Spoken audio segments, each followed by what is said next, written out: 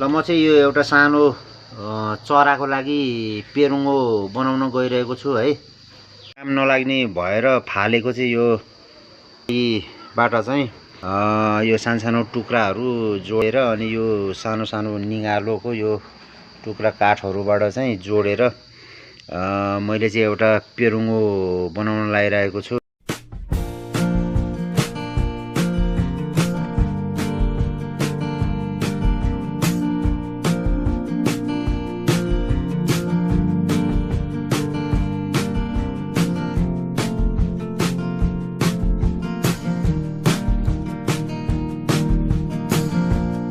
यो तार काट्दाखेरि चाहिँ यो चुच्चा निस्केको हुनाले चाहिँ यसले घोच्छ भनेर चाहिँ मैले यसलाई अलि सेफ्टी किसिमले चाहिँ यसरी टेप लगाएर बनाउँदैछु।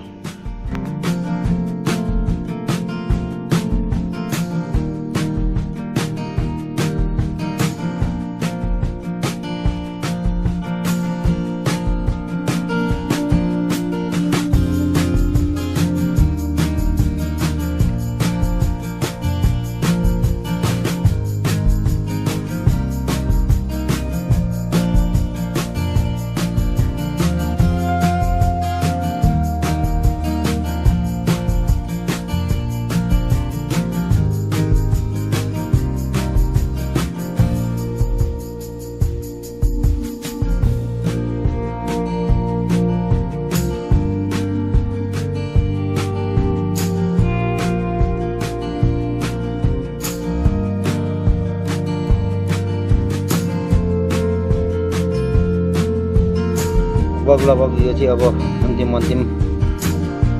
हुन लागिसकेको छ। अब यसको चाहिँ यहाँ यी ढोका तयारी हुँदैछ। यो ढोका चाहिँ यहाँनिर बस्छ। यसलाई चाहिँ यस्तो फोल्ड गर्ने र यसरी बन्द गर्ने। यो चाहिँ ढोका यहाँ बस्ने भएको छ।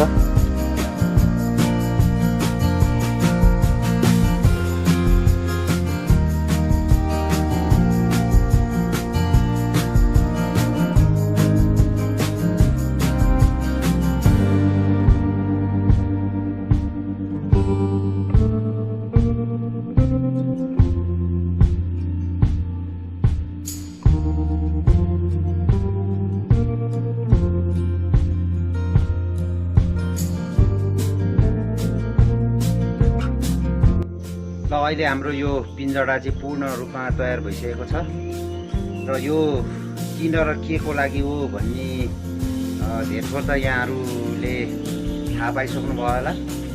र यो पिञ्जरा चाहिँ किन र के को लागि भनेर यहाँहरूको मनमा केही जिज्ञासा लागिरहेको होला। आउनुहोस् म भिडियोमा देखाउँछु। कठुवा जिल्ला भीमेश्वर नगरपालिका वडा नम्बर 6 स्थित paradise garden hotel. Paradise garden hotel चाहिँ सबै यो कटेज टाइपको देख्न सक्नुहुनेछ र यहाँ गार्डनहरू पनि देख्न सक्नुहुनेछ। यसै क्रममा यो प्याराडाइज गार्डन होटलमा चाहिँ हाम्रो यहाँ एउटा चरा जुन जुरेली अहिले देख्न सक्नुहुनेछ त्यहाँ उडेर आइरहेछ। यहाँ यो जुरेलीले चाहिँ यहाँनिर गुँड लगाएको रहेछ। यो गुँडमा चाहिँ यो काग पनि कराइरहेछ देख्नुहुनेछ। यो कागले चाहिँ दुःख दिएर यो बच्चाहरूलाई बिजोग बनाउने अवस्था देखेर चाहिँ मैले यो पिञ्जरा बनाएको हो। यो सानो पिञ्जरा यसलाई यहाँ ढोका बनाइएको छ र यहाँ भित्र बस्ने ठाउँ पनि व्यवस्थित गरेर बनाइएको छ र यो अलि ठुलो नहुने बेलासम्मको लागि यसमा रहनेछ र ठुलो भइसकेपछि यसलाई छोड्ने विश्वास लिएको छु। मैले यो पिञ्जरा यहाँ लगाइदिएको छु र यहाँ अब यहाँ कुनै पनि काग मुसा बिरालोहरू आउने कुनै सम्भव हुँदैन र यहाँ सुरक्षित रहनेछ र कागलाई त्यतिकै पनि यो देखेपछि काग आफै डराएर यहाँ आउन सक्दैन। र यहाँ यो गुँडमा रहेको यो बेबीहरू चाहिँ म निकाल्न गइरहेको छु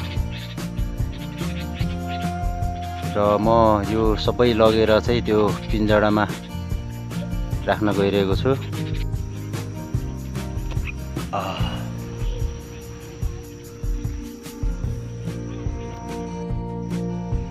3टा बच्चा रहेछ, एउटा चाहिँ मैले लगिसकेँ। अब बाँकी 2टा बाँकी छ। यो अलि डराएर होला यो चाहिँ भाग्ने प्रयासमा लागिरहेको छ। यसलाई म बिस्तारै बिस्तारै यहाँ राखिदिन्छु। ल